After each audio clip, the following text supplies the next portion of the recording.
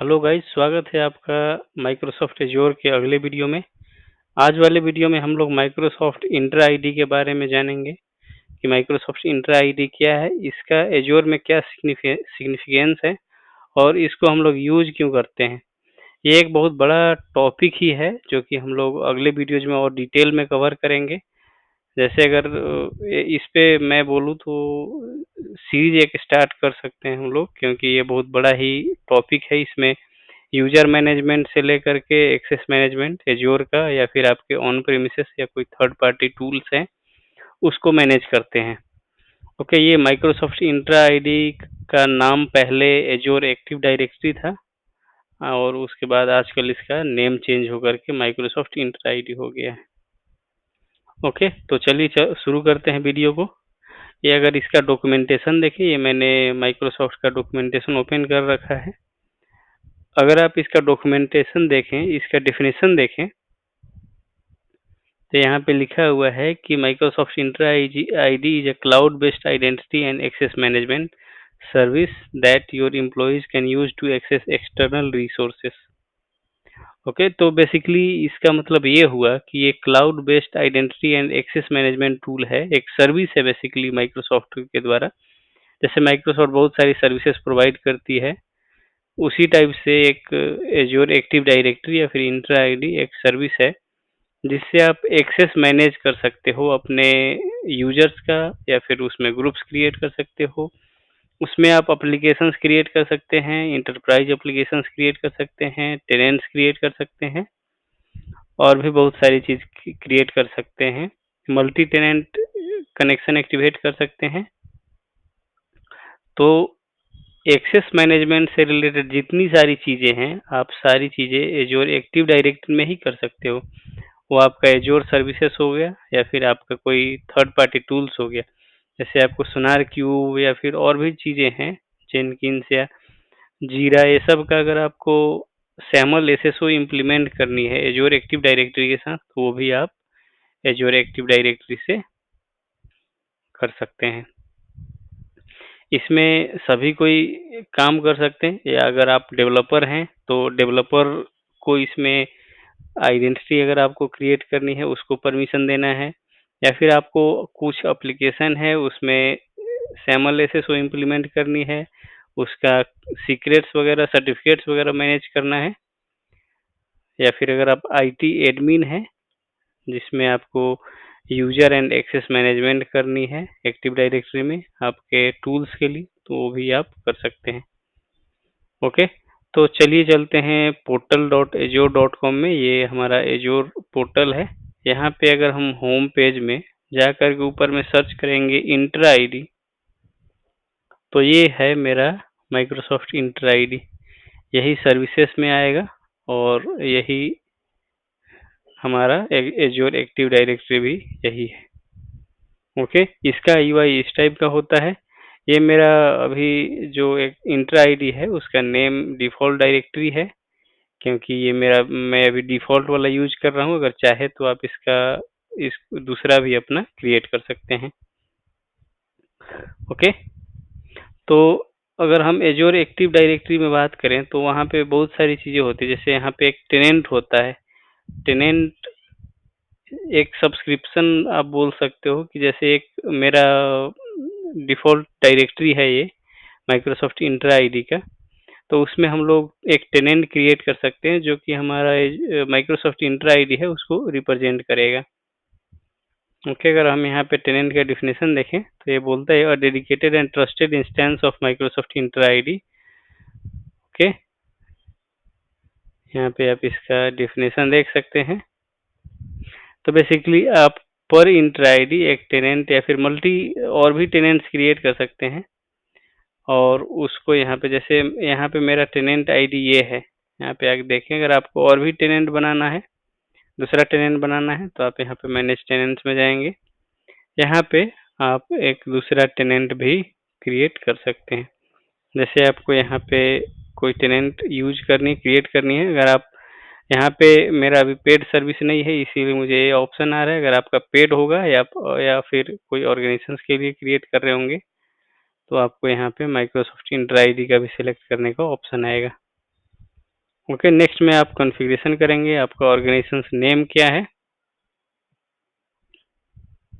जैसे जो भी आपका ऑर्गेनाइजेशन नेम है उस नेम से आप टेनेंट बनाना चाहते हो तो आप उस नेम से बना सकते हैं। और यहाँ पे आपका डोमेन नेम दे सकते हैं, कस्टम डोमेन नेम जो आपका ऑर्गेनाइजेशन नेम का होगा। जैसे आपका ऑर्गेनाइजेशन नेम है, समझ लो वेब टेक करके आपकी कंपनी का नाम है, तो आप यहाँ पे वो नेम दो ताकि उससे आप यूजर्स क्रिएट कर सकते हो और उस डोमेन से बेसिकली आप दे सकते हो अपने यूजर्स को ईमेल आईडी क्रिएट कर सकते हैं और उसका, और उस डोमेन से आप उसको ये भी कर सकते हैं, मतलब उसको परमिशंस वगैरह भी दे सकते हैं उस डोमेन में। यहाँ पे हम लोग इंडिया सेलेक्ट करते हैं।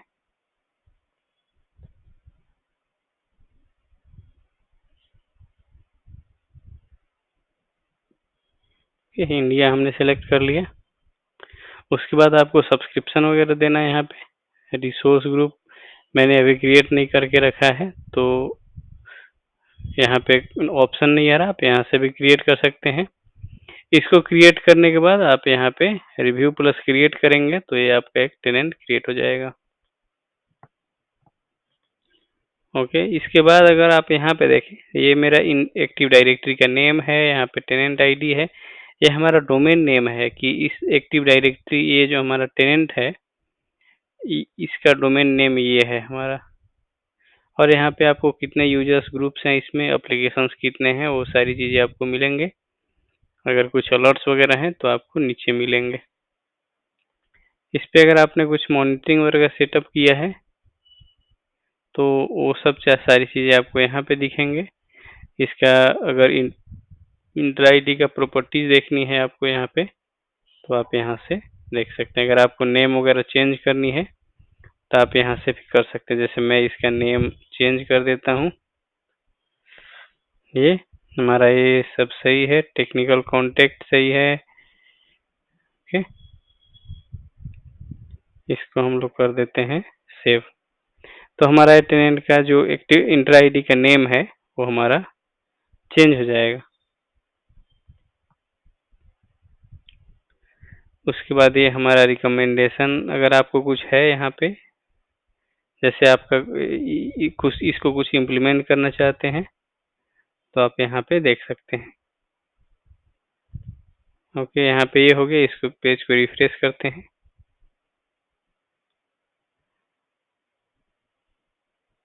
देखिए हमारा ये इंट्रा आईडी का जो नेम है ये चेंज हो गया। तो ये बेसिकली ऑर्गेनाइजेशन नेम के हिसाब से होना चाहिए। जैसे आपका ऑर्गेनाइजेशन नेम वेबटेक है तो आपका जो टेनेंट होगा या फिर इंट्रा आईडी का नेम होगा ये यही वेबटेक के नेम से होना चाहिए।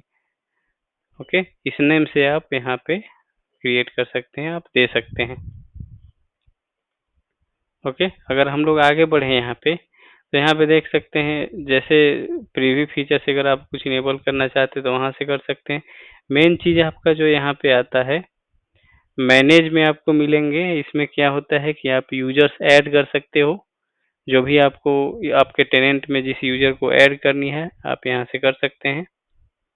न्यू यूजर पे अगर आप क्लिक करेंगे तो क्रिएट न्यू यूजर, अगर एक्सटर्नल यूजर ऐड करना चाहते हैं तो वो सारी चीज़ें कर सकते हैं। बल्क ऑपरेशंस में अगर बल्क में क्रिएट करना चाहते हैं यूजर्स को तो वो सारी चीज़ें क्रिएट कर सकते हैं।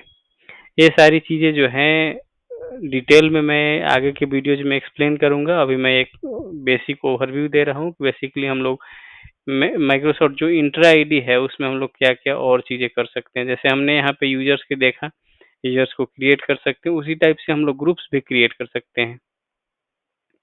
यहाँ पे देखो तो हमें ग्रुप भी क्रिएट करने का ऑप्शन है, और ग्रुप क्रिएट करके हम लोग उस ग्रुप में यूजर्स को ऐड कर सकते हैं और ग्रुप लेवल के परमिशन हम लोग दे सकते हैं।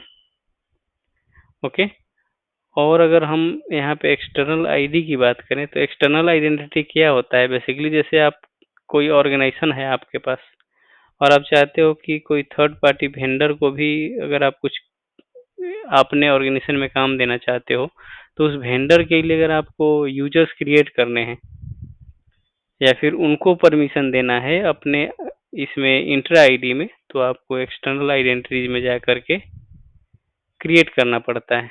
ओके, तो आपके रिसोर्स को वहाँ पे जो वेंडर्स हैं उसको भी इसका परमिशन मिलेगा आपके इंटर आईडी को। ओके, यहाँ पे रोल्स एंड एडमिनिस्ट्रेटर्स देख सकते हैं कि क्या क्या रोल है और किसको असाइन है। यहाँ पे ये सारी चीज़ें आप देख सकते हैं। मेरा रोल जैसे यहाँ पे क्या है, ग्लोबल एडमिनिस्ट्रेटर है, तो ये सारी चीज़ें आप देख सकते हैं। अगर किसी को आपको डिलीट करना है कोई भी कस्टम रोल को, या फिर अगर आपको कस्टम रोल क्रिएट करनी है तो आप यहाँ से क्रिएट कर सकते हैं। कस्टम रोल क्रिएट करने के लिए इसको हमें अपग्रेड करना पड़ता है।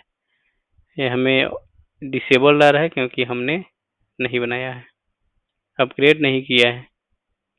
ओके, इसी टाइप का और भी आप यहाँ पे एडमिनिस्ट्रेटिव यूनिट्स दे सकते हैं। अगर आप चाहें तो न्यू एडमिनिस्ट्रेटिव यूनिट्स वगैरह क्रिएट कर सकते हैं यहाँ पे।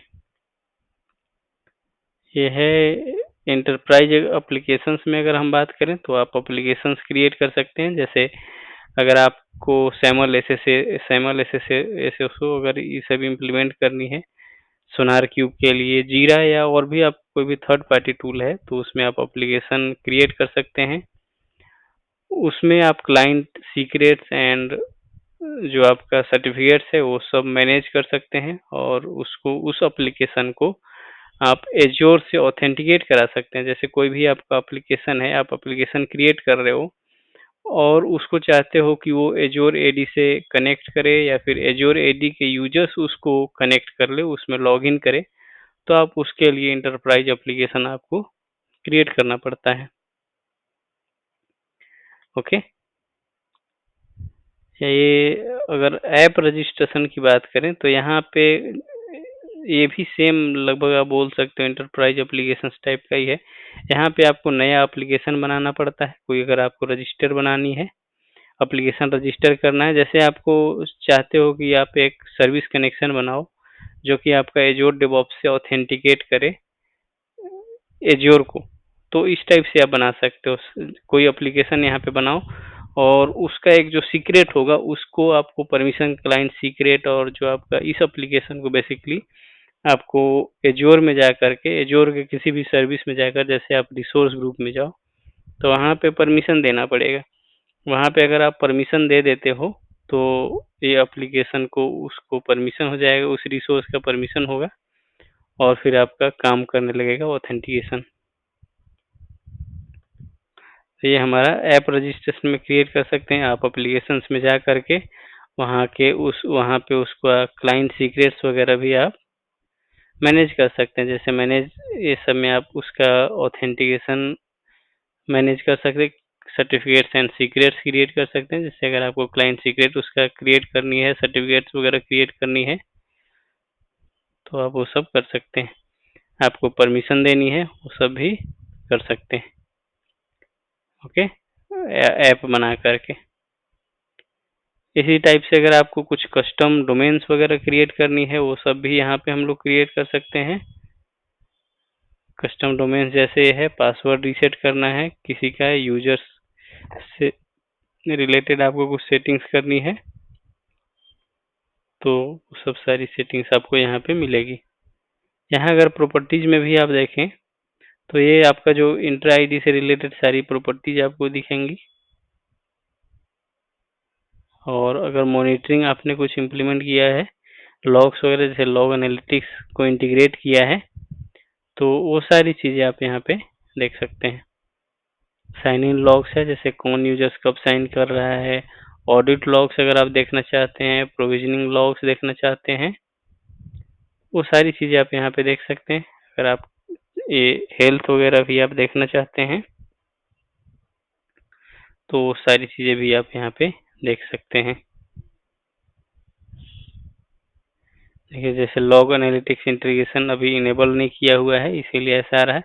अगर आपने लॉग एनालिटिक्स इंटीग्रेशन इनेबल किया है तो आपको यहाँ पे सारी चीज़ें आएगी।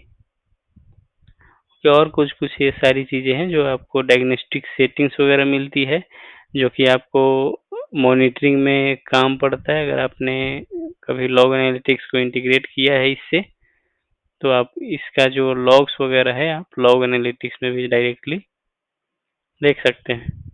ओके, ये है जैसे क्रॉस टेनेंट सिंक्रनाइजेशन भी आपको चाहिए, जैसे आप चाहते हो कि एक ये टेनेंट और भी मल्टीपल ऑर्गेनाइजेशन ये मेरे टेनेंट को यूज करें, तो आप टेनेंट को सिंक्रोनाइज भी कर सकते हो।